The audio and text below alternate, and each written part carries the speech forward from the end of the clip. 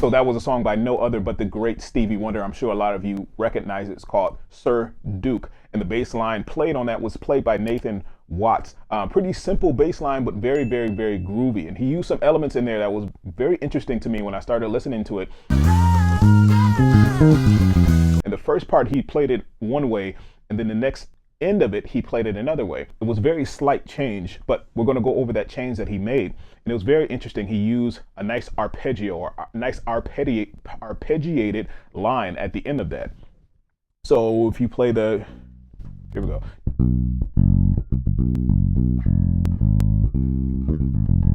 Okay, so when we got to the F minor, okay, so this key is in the key of B, B major. Okay,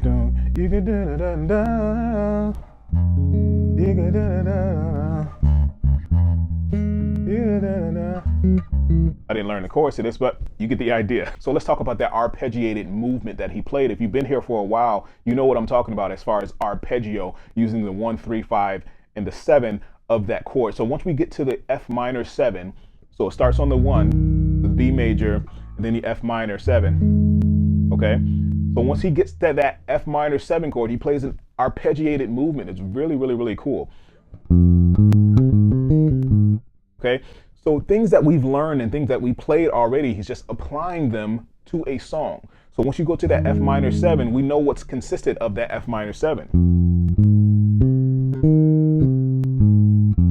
Or we can play it several different ways. I'm just playing the F minor 7 arpeggio.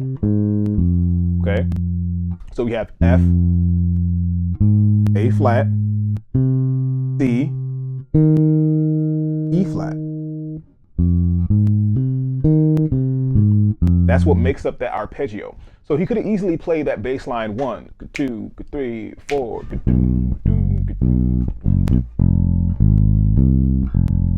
He could have played that just that way, which he actually did in the beginning. But he wanted to make a nice arpeggiated movement out of that line or out of that phrase or chord. That was so nice to actually lead back to the next chord, which is going to start on the E. So all together in reference,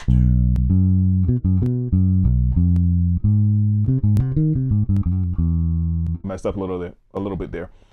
So let's call it out. So we got okay, so we got 1, 2, ba da da da da, boom boom, ba da ba ba boom, boom boom, ba da da da da. So it's using a group of 16th notes, ba ba ba da da da da da, right? Ba ba ba da da da da da.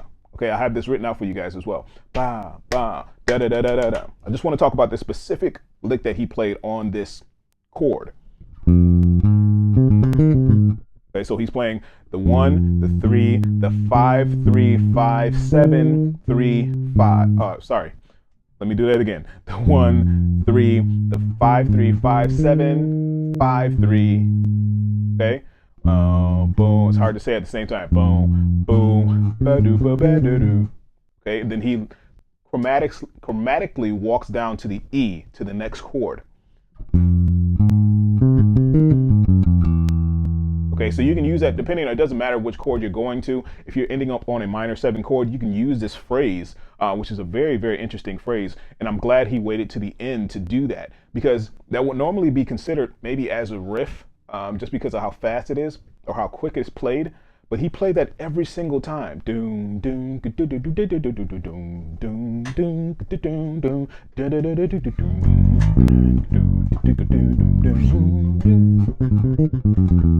it was a part of the bass line.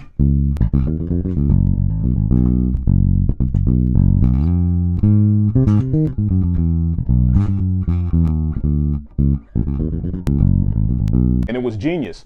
So something as small as that you can use an arpeggiated line, just taking a simple arpeggio, the 1, 3, 5, the 1, 3, 5, and the 7, could have switched it up and did.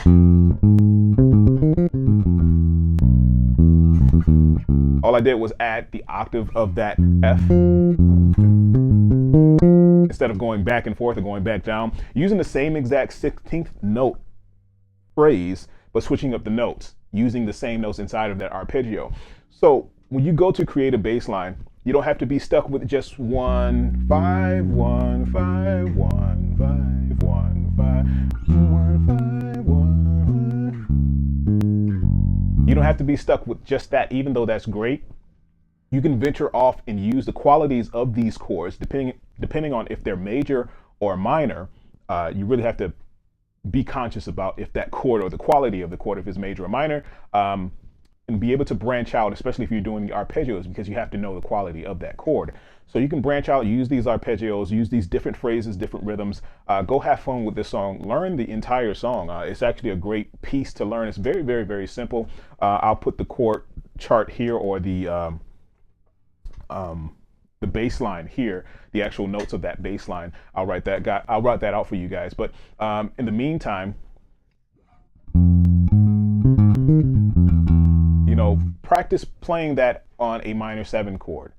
Okay, whenever a minor 7 chord comes up, if you're playing a song, try that type of, it doesn't have to be that exact line, but try to venture out a little bit and just expand your horizon.